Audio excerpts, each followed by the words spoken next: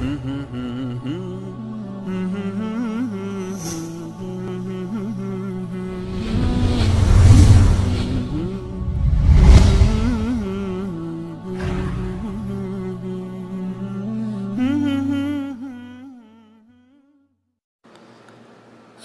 بالله من الشيطان الرجيم. بسم الله الرحمن الرحيم. عبس وتولى أن جاءه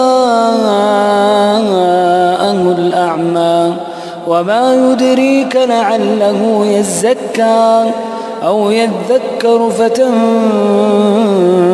الذكرى. أما من استغنى فأنت له تصدى وما عليك ألا يزكى.